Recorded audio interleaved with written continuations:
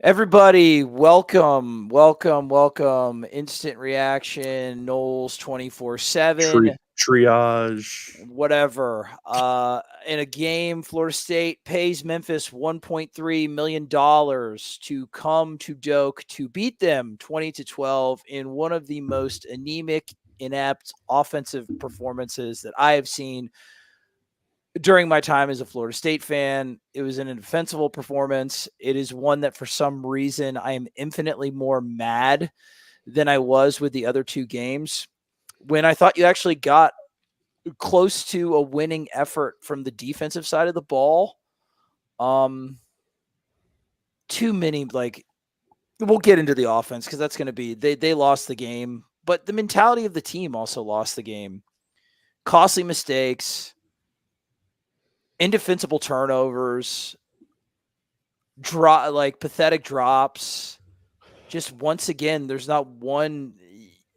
This team doesn't have the mentality to win winnable games, let alone when they have games in the season where they're going to be tested on the talent side. I'm really disgusted with the performance right now, and I don't know why. Maybe it's 0-3, maybe it's compounding, but it was just a game that was there for the taking, and you lost it so completely. And I don't know, dude. I don't have anything to add on the offense because it makes me physically sick to think about it. So I'm gonna let you guys go, and this one is leaving an awful taste in my mouth, so much more than the other two when you got beaten completely more in the other two games. But this one is really sticking in my craw. Adam, am I Can I just add some context before AB goes off? Yeah, go ahead, man.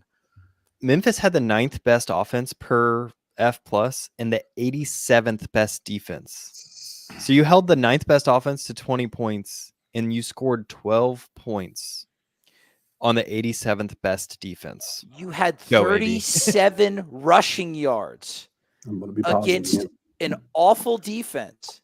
Not good.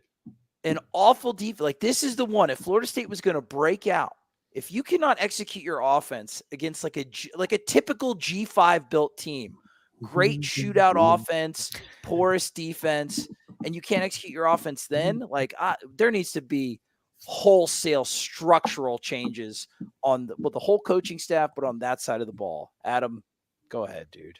No, I'm going to be positive, man. When we've been good, I've been negative. I'm just going to be positive now because they suck. They freaking blow. Awful. That's as everybody wants to. This is worse than when Willie was here, and there's just so many things getting thrown out. Who cares? Who really? They just suck. I mean, they're just not good. They're not coached well. You wanted to see young guys come in there. A young guy got ejected for targeting. A young guy jumped off sides on the punt. A young guy had the muff punt. Just from top to bottom, this is a cluster beep. And I mean, what else do you say? There's no excusing. There's no this may be that. I've tried that the last 2 weeks to try to find an inkling of hope, and they're just, I mean, I said after the last game, we're done with this season. This season is over. Well, it's time to step away. Just realize what's coming at you. They're not good, and they're not going to get good. There's no magic bullet that's getting ready to get fired for them to be good. And 0-4, you could turn to Jordan Travis. Brock Glenn's not coming in and saving this season. No. I think Brock Glenn's going to be a good football player. I don't have any issue with him being your quarterback next year. I would love to see him now. He's not coming in and saving things. He's not coming in and taking you on a run. Neither's Luke. Luke's not ready for that either. They just got – they're going to have to ride this shit out. They created this shit show, and I said it in December when they were signing that class. I said on the 24/7 message board and got a lot of hell for it. They were lazy going in the portal. Brendan put out a timeline, and I know people are going to get up in arms about that now because it's Brendan. Why is Brendan doing that now? And this is giving ammunition to all the other. That's the dumbest stuff I've ever heard. They did a piss poor job in the offseason, and you are paying for it now. They looked good in camp. They looked good in camp because they were bad on both sides of the ball. And when two sides are bad, banging into each other, they look okay. And guess what? You had two sides that just suck, and they're banging into each other, and they made it look okay in camp, and now it looks like garbage when another team cares. Well, to add context to why the people are irrationally angry, because I'm pretty good at pulling myself 30,000 feet up and looking at the big picture and trying to be nuanced and objective. I am not this game. I am in my feelings. I am very angry. And it's the contributing factors of you coming off getting like the robbery from the ESPN snub thing. You had something to prove.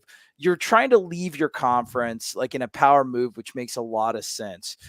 And then to top it all off, you're 0-2, and we can say that this team is a lost cause and everything like that. And we have thought that, but we all still thought that they would beat Memphis. Everybody on this show thought that they had enough in them to beat Memphis, and they don't even have that. And then to compound it off in the embarrassment factor, you're paying them almost $1.5 million. So Mike Norvell can lose in year 5 to the team that he left to come to Florida State. This is embarrassing. Like, that's the thing that is, I think, getting people into this realm of the subjective where I think that I'm living right now is this is an embarrassing team. I embarrassed to and tell people that I cheer for this team when I go to my office. Everybody looks at me like I'm going to jump off a building, dude. They want to Baker Act me and they like don't want to talk to me on Monday mornings. And everybody listening to that is feeling the same way. So you have these like embarrassments that are piling up. The embarrassment in Ireland. A lot of people spent a lot of money. The embarrassment against Boston College on Labor Day when everybody can see you. The embarrassment of the in-stadium experience. The embarrassment of getting slapped around and out. You were out disciplined by a G5 team that Mike Norvell left. It's like the embarrassments keep piling up. So at some point, the fan base is going to get apathetic and turn the channel and not show up to the games. And that's when the real change happens. We're not, because this is our gig to watch it. But at this point, it was like, if you stop watching, it's a beneficial health choice to you. So that's why I'm with you, Adam. It's like, are they worse than this team? Is it the worst offense since then? Is it worse than the guy that they fired after how many games? Like, I get it. None of that's really beneficial and helpful, but I can get why people are talking about it, because it's just cheering for this team is depressing. This is a depressing experience. I want to get right. Speaking of depressing, let's get right into the offense. You're not going to let me do it.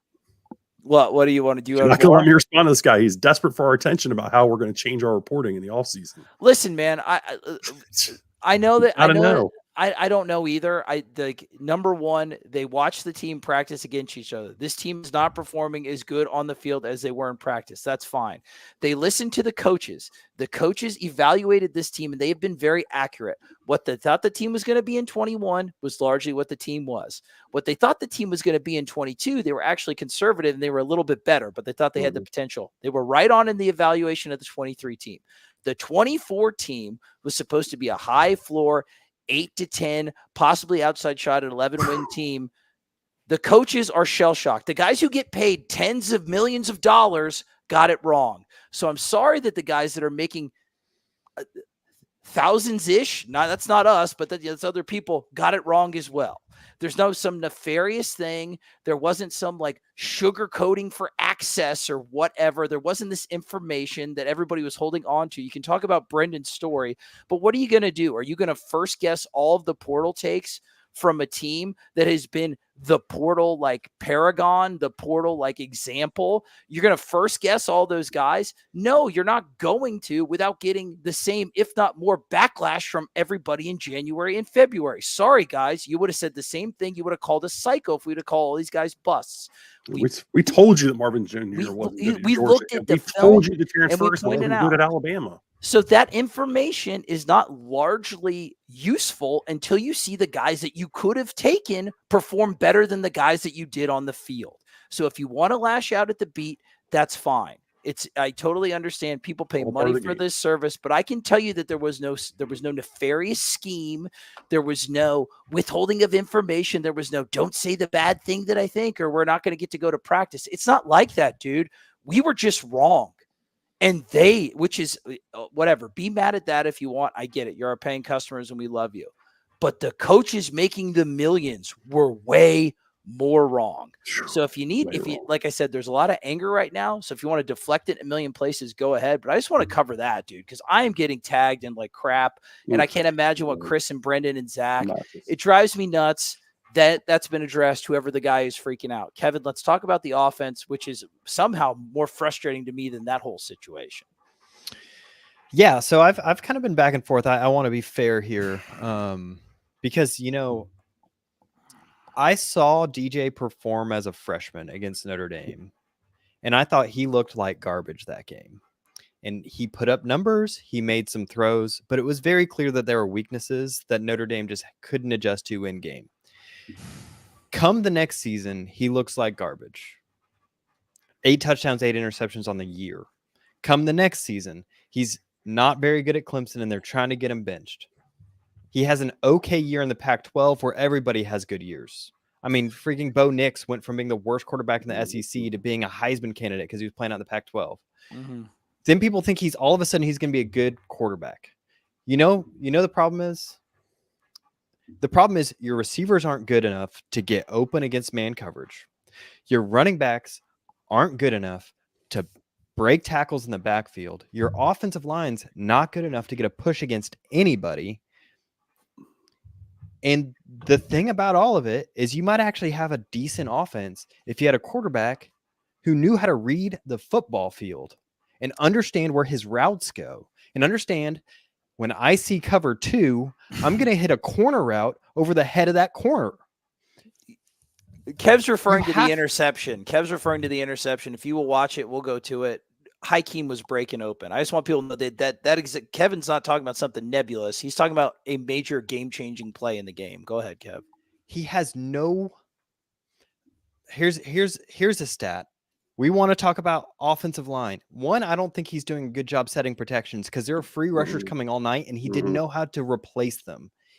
That's on the quarterback. That's on him identifying who is the potential blitzer and what is his option after that blitzer comes. And maybe that's on coaching for not giving him a clear enough route to understand how to replace blitzers. But he has no clue on what to do if they bring a basic delayed blitz. Actually, it doesn't even have to be delayed blitz. They could straight up mug people on 6 on the offensive line, and he still has no idea where to go with the ball. So here's the thing. Florida State, this doesn't factor in the Memphis. This is previous to this. Time to pressure allowed is 67th in the country. Not great, but out of 130 teams, that is almost exactly average. Time to pressure, the amount of pressures allowed is 115th in the country.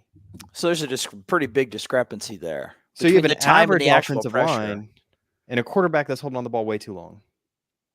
That doesn't see the field, is unable to anticipate routes coming open. And to be honest, if I'm trying to be as fair as possible to DJ, one, the routes are breaking way late. Mm-hmm. You're doing 20, 30-yard developing routes when they're bringing blitzes left and right. That's not going to work. Second of all, these receivers just aren't getting open. But I think one of the bigger problems is you've got a tight end that you invested quite a bit into, and he really doesn't break open, and you're relying on him to be a playmaker for you. Like, you're relying on him specifically in the middle of the field to be a guy that you can go to when pressure does break free, and he can't get any separation. Like, there's just none. And he can't block, and he can't run. And it's just not. They built a really shitty roster. Adam, I want to talk to you about something, because you mentioned it during that perplexing 3rd and short call. Yeah, I don't freaking get it. I don't get it. So I want to talk to. So this is what I want to get to.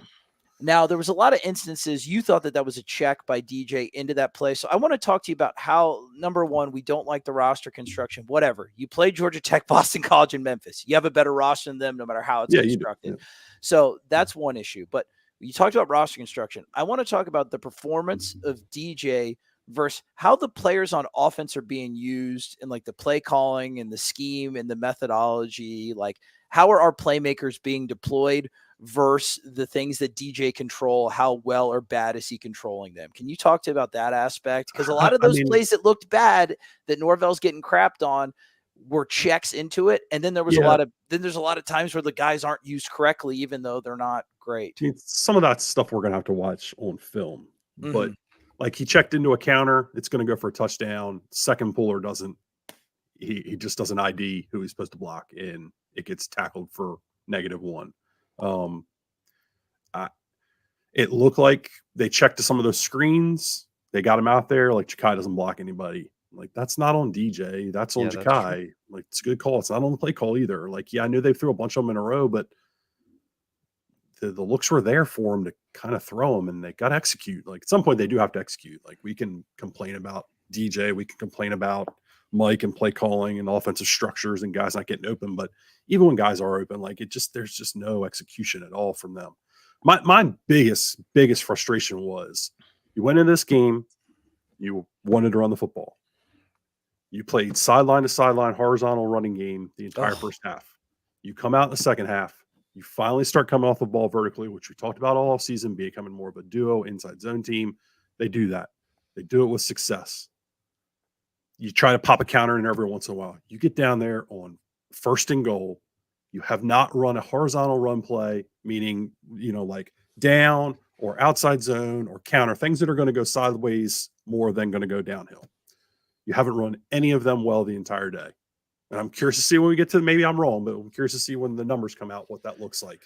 And on first down, you run freaking down. And it gets absolutely destroyed. And it ruined. Next play, DJ overthrows Brian Courtney. Third play, I think they get sacked on that. I don't even remember what the hell happened on the third play. But third play they don't succeed, and then you got to kick a field goal. And that really was the game there. Like you've got a prime opportunity to get it in there and get that thing within. I think all you would have needed was a field goal at that point. And it cost you. I just don't. Yeah, I mean the checking and that stuff. It's hard to say from just watching it the first time. Like there's a lot of why are we throwing so many screens? Zach was on Twitter every other play saying why are we throwing a screen? Well, why are we being so horizontal? Where the because they were bringing so much pressure. I mean, like Kev said, they basically said we're going to put 6-7 guys with line of scrimmage and dare you to beat us. And we've tried going downfield. What's the answer to pressure? Get the ball out. We just complained about they can't get guys vertically and get them open. Well, now you're trying to throw them quick and get them open. And I mean, then what was the difference? You're right. What was the difference? Why did Malik? And I'll give this to you, Kev, because I'm with you, Adam. It's one of those things. It's not as easy as people say throw the touchdown play or anything like that. Yeah. But why were they able to get movement at the beginning of the second half in the vertical passing and the vertical run game? Did Memphis do something different, or was it just execution? Did we make an adjustment? Well, why the change? You at one play, you had one play. Yeah. That was your explosive, and then I think it was a decision more than anything. Like, he just let go of the ball early. They just said, "Screw it, we're not going to stop trying to go south, east, and west. We're going to go north and south." And they got into a little bit more pistol and let Cam Davis come downhill and let Roydell Williams come downhill. Like, it's just how they're built. I don't understand what's taking them so long to get here. Why are we fighting against it? That's something that we identified like in December, like January. I don't think you've got a quarterback that you can build an offense around. Yeah. Now, okay, I don't think he does anything good. Like, not if you're not running the ball. So and you can't run the ball with him because he's just so slow. I do think he's got like a brace on his right knee. I do think maybe he's dinged up, which in fairness to him, like if he is, that certainly will impact your game, but. You're just not getting anything out of it, kid. I'm going to ask the question here in 1 second to everybody, and I'm going to see where we stand because it's the one that everybody wants to know, and it's the question that needs to be asked, and it's not going to be a magic elixir. But Kev, question to you: how much does the indecision that we're talking about and the slow processing speed kneecap your entire offense? I mean, there's you have no answers. He's not giving you anything. He's throwing like 2 throws a game where you're like, wow, whoa, there it is. Maybe that's the DJ I'll see next drive. But no, it's not, because he does those 2 throws a game, and that's all he's giving you. Watch college football. If your quarterback isn't reading the field and making anticipatory throws and isn't a plus level, like, this guy is a good passer, you need to be running the ball. You need to be a mobile quarterback. Like all these teams that are struggling, like all these teams like that aren't traditionally good, that can't recruit at high level. How do you make an offense over performance recruiting level? Get a mobile quarterback. It's true. Like he's not giving you that. He's not giving you mobility. He's not giving you the ability to throw the ball. And if you're not going to run the ball effectively, then he's giving you nothing. You need to move on. And it's, you know, I don't want to place this all on him. Like it's not all on him. No. You have failures in the offensive line, you have failures in the running back room, you have failures in the wide receiver room, and you are getting negative out of any time there's a single tight end on the field. So it's not all on him, but at a certain point, the fan base sees DJ Uiagalelei, the country sees DJ Uiagalelei, and they see that you're 0-3 right now, and it looks like a massive joke on Mike Norvell, and he looks like a sucker, and he looks like a fool. Go read anything any fan outside of Florida State is saying about Florida State.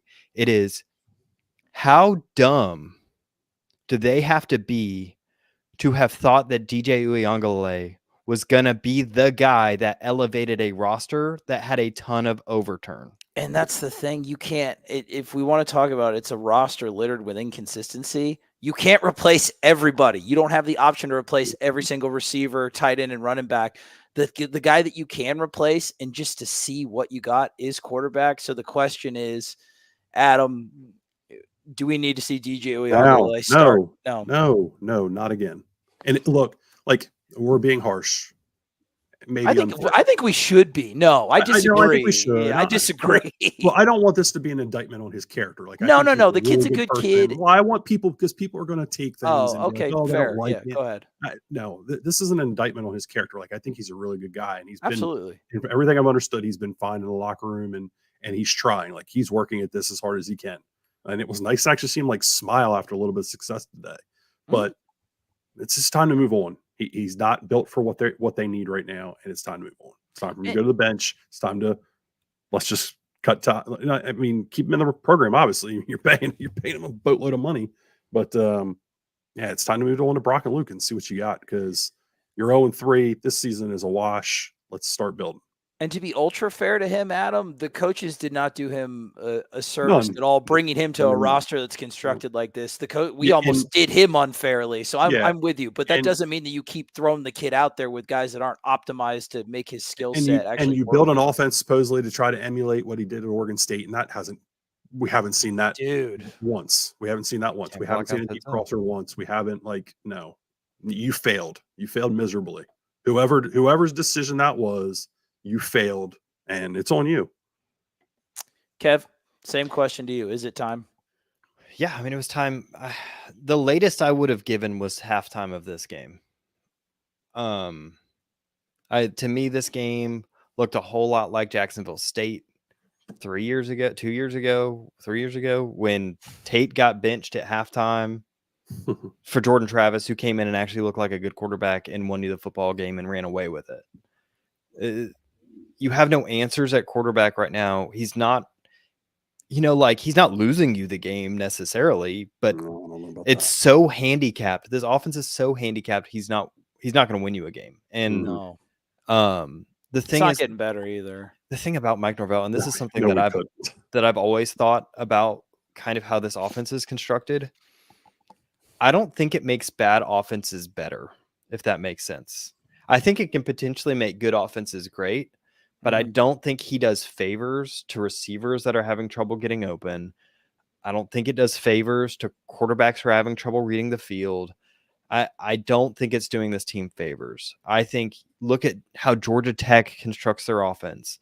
Look at how many formations they throw at you, how much motion they throw at you, how much direction they throw at you, how much they're just generating plays and generating yards for an offense when it's struggling. And you can look all over the country for this. Like, there are teams that have gotten used to having to elevate a bad set of personnel. And I don't think they're effectively doing that. You can look at each individual play call and be like, oh, look, someone might be open, or, oh, look, you just made this block. But at the end of the day, they're not helping out any of these players by it's like the Jimbo thing. Oh, execution. When he's at Texas A&M, oh, we just need to execute better. Yes, that's true. We can look at any play and be like, oh, if they just made this blocker or if they just made this, but at the end of the day, they're not executing. So stop giving me that excuse and figure out something they can execute, or make it easier to execute, or make it so only one person has to execute and he's your best player. This, like, expecting you to just line up 11 on 11 and run base offense out of trips all freaking day against anybody isn't helping your guys when they're not good. Yeah, it's frustrating. It's frustrating, some of the plans we've seen them go into. Like, I don't understand. You had a clear size advantage up front against Memphis. I don't understand why you're not. And again, we're going to look at it in film review, and this could be a bad take at this point. But I don't understand why your plan going in the scheme was not to move them vertically. Stop trying to go sideways to sideline to sideline with these guys. Move them vertically. And again, it could be wrong. We'll see it when we break down film review. I know didn't understand that plan. You want to be a play action team. You got to go vertically. Like, build your offense vertically. Vertical run game, vertical pass game. I haven't understood why the plan has been the way it is. It's what you wanted to build it for. And then, like, off of it, why are you so slow to adapt? Why is it just taking, everything just seems like it's taken so long. So forced. Everything about this program is forced, right, Adam? Just like you can feel as much effort as there, like, get like how hard everything is. Like you can like feel that through the TV screen, right? I mean, I see dog shit teams every game getting some guys open. Like, I know Mike knows how to do it. I know they do. He's done it before. He does it he does like once a season. I don't know, man. It's aggravating. Can we talk about the defense real quick? And I got to go in like 4 minutes. Yeah, let's see it. And then Kevin, I want to hit something with him a little bit, but yeah, let's hit the defense before you got to go, big man. Yeah, I mean, I thought the defense at least played hard. Like, everybody's been on them. Everybody's been on the front four, and Josh Farmer and Daryl Jackson and Marvin Jones Jr. and Pat Payton. I thought Jackson, Farmer, and we said last week with Farmer specifically that we thought Farmer has been playing hard. I thought Pat Payton left it all out there. I know people are going to look at one or two different plays and say, oh, his effort's bad. I disagree. I thought Pat played hard today. Like, I thought he played hard. I thought he wanted it. I thought he left it all out there. So I'm really no issues with him. Josh seems to be playing hard every game. Like, I think it's a young man. People are looking for leadership. I hope he decides to seize his opportunity here, because he's playing his butt off. I think he maybe is playing as one of their better defensive players right now. I hope that he sees that and kind of grabs it and goes with it. Like, he's got a chance to take that defense by the, like, go do it, man. Go do it, Josh. Like, Adam, you got it. Quick, are we in danger of, like, this was a bounce back performance from the defensive line, in my opinion? Are we in danger because of them 7-0-3 that we'll never see that level of effort again throughout the season? Like, that's the thing, dude. You wasted it. You wasted the effort. And Memphis didn't have to. They couldn't threaten you with a run game. Like, some of that was on you. You stopped the run, but they couldn't threaten you with a run game. So it was like one of those deals where they could just line up, pin their ears back, and go get the quarterback. And you're not going to have that in most of your other games. So that will be interesting to see. How do they handle when you've got to think again on the run? But I think Josh Farmer showed up in all 3 games this year. I just want to give him his credit. Like, this is very negative, and there's nothing to be a whole lot of happy and positive about. I think Josh Farmer deserves a bit of a hat tip because he is playing hard. That's fair, yeah. Marvin Jones Jr., I just don't know. I just don't think he can play him. He's not even playing out there. I don't know if you got a lot of guys behind me you could play, and somebody kind of pushed back. I said something on the board the other day about, like, guys needing to find their way to the bench. Like, Sione had a play anybody. Play anybody. I don't care who it is. And it just doesn't matter. I just don't think he can play. Now, what about I agree. I think the defensive line gave a great effort against an overmatched. Like, their offensive line was overmatched, and it was a pretty fairly one-dimensional team. I think the linebackers, there were some bright spots. You had a turnover forced finally by Juice Cryer on a very good interception. Still communication issues on the back end, but like, it was good enough to be a winning effort from the defense, right, Adam? Yeah, absolutely. And I thought the communication stuff actually got cleaned up as the game went on. They had a couple early. It seems to revolve around Earl Little right now for some reason. And then they get you on the 4th down with DJ Lundy. I mean, DJ was there. He just got outrun. I mean, the kid's a better athlete. You lost Cam Brown in the game. You're playing DeMarco Ward, who's not ready to play. Like, you're getting into personnel that you don't want to have to play. And that's on them because they built this roster over the course of years. And it's been talked about ad nauseum about the high school recruiting and portal and all that stuff. It's all fair criticism. It's all fair game at this point. But on Saturdays, they got to line up and play with guys. I think they're making the most of what they can defensively, and I think they're giving good effort. We'll see if it continues. All right, buddy. Anything else before you got to head out? No, I still got a couple minutes. So. All right, well then, before I want Kevin's thoughts on the defense, I want your thoughts on this. Darius Washington, Shaheem Brown, and then Kyle Morlock were not there. Mm-hmm. I mean, we'll figure out, I guess, what's going on with that. But look, what are your takes, man? Like, what is happening in the background of this program right now? Did that raise any red flags? Like, I don't know if we've got any clarification on what the issue was with them. Obviously, it did raise red flags. I don't understand where's Darius at the entire game. I didn't heard anything about him being banged up throughout the course of the week. He had a bad game, but that's a leader. Somebody's saying he got hurt, but I don't recall him getting hurt, and I don't recall him not playing during practice. Morlock did not play the first series on offense, which tells me that's a suspension, but I don't know that for sure. You hate to speculate, but it seems pretty obvious. And then Shaheem was out.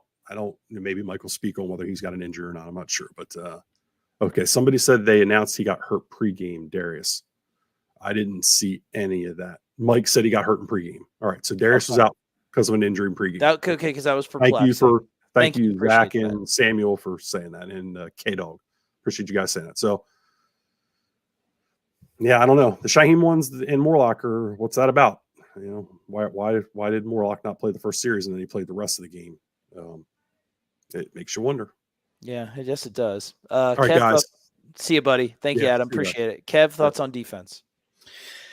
Yeah, I think defense, you can see that there was a lot of, honestly, they fixed a lot of issues that were obvious fixes from the first two games, in my opinion.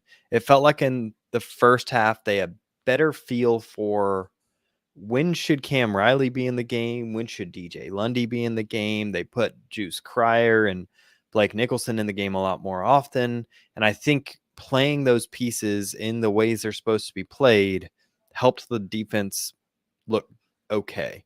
This is supposed to be a good Memphis offense. They're a top 10 offense according to opponent adjusted metrics. Mm-hmm. Giving up realistically, probably 17 points, because actually maybe less than that. How many points came off of the muffed kick, the interception, and the fumble in their own? The first 13 points, I think, were all off turnovers, and that was the thing too on this defense. Like they were put in awful situations against a good offense, and they responded most of the time. So I think they fixed problems that they should have fixed a long time ago. I thought they were more aggressive. I thought they did a better job rotating their players. But yeah, the defense isn't what I had a problem with. The defense held a pretty decent offense to net negative EPA on the day. The offense struggling, the special teams making huge mistakes. I don't know. They were not put in a good position. That first drive after the second half was a bad drive. I will say that it was a bad drive. They looked unprepared. Memphis came out with some adjustments. They were able to get some things on them. They were slow to kind of fix that. But the defense wasn't great, but the defense played hard and actually cared. The offense didn't look like they wanted to be there today. I agree, and I thought you did get something from your young linebackers. Obviously, Juice Cryer, Blake Nicholson, I thought had some juice when they brought him in on some obvious pass rushing situations. I don't know if you guys can hear. Yeah, he has to pass rush. Yeah, I don't know if you can hear my kids in the background. They're about as restless as everybody else is with this program right now. But the thing that I want to get to before we leave is that there are a lot of deep-rooted, like structural things that Mike Norvell needs to get to. It might be time to start thinking about taking some of the load off of his plate from like an offensive coordinating perspective. There's a lot of issues that are festering within this program, and I don't know if I would ever get here. Anyway, it might be time to start thinking about an offensive coordinator as my kids fire up the Teenage Mutant Ninja Turtles, Turtles in Time arcade machine at, what's that volume, honey? Like 9 or 10 out of 11? Anyway, I there's a lot of deep-seated structural stuff that we need to look at. And I think we need to look at maybe ending this instant reaction. My kids are done with their. They Okay. had to watch the game, and they're done with hearing me talk about it. Kevin, Yeah, let me go get my ahead. thoughts on the OC thing. I don't know how much I agree with you on that. I get the frustration. Yeah, it's a conversation worth talking about, though. It's something that's come up. These offenses that he's run haven't been as good as kind of you would expect. Like FSU's offense was 25th in the country last year when they, had multiple NFL guys, NFL quarterback, 2 NFL wide receivers, NFL running back. That was a talent-filled offense, and it wasn't as good as it could have been and should have been. But I don't know. I just think they're lost. I think they have no idea what to do with this team. I think nothing on the offense looks good, and nothing on the offense. Like when you're building an offense, you need a core concept or a core thing that your team's built around that you can lean on and force defenses to adjust to. And this is Florida State. This is Alex Atkins' offensive line. And when Mike Norvell and Alex Atkins work together, they're going to run counter, and they need to run counter well, and they're not doing it. So they don't have anything to base this offense. There's nothing that is successful. I think that's a roster construction issue. I think that's potentially a play calling issue and not knowing your Identity issue. An identity issue, but it is top to bottom. This offense has no identity. It has no idea what it wants to be. And unless you figure that out, this offense isn't going to do anything. So run the Wildcat, because at least the Wildcat is an identity. At least it tells the defense, we're going to do something, try to stop it. Right now, they look lost. The offense looks lost. The play calling looks lost. The coaching looks lost. Everything is lost. Everything is lost. You will not be lost if you go to Noles247.com. Like I said, it may be in my feelings a little bit, but I think that there's so much going on that whether it's a fresh set of eyes, of like a different way to do things structurally, this offense is stagnant, stale, and ineffective, and it is time for something to change. However, Noles247.com, there's no change needed in your mind. It's the best Florida State coverage there is. My kids really want to play Ninja Turtles bad right now. They're going to enjoy the rest of their afternoon because they aren't burdened with the fandom of being a fan of this program yet. That will come later. Guys, you're the best fans in the entire world. Thank you. Today was frustrating. I love talking without him, Kevin. I'm still extremely angry about it, and it's probably going to stick with me for the rest of the day. Anyway, love you. Keep chopping.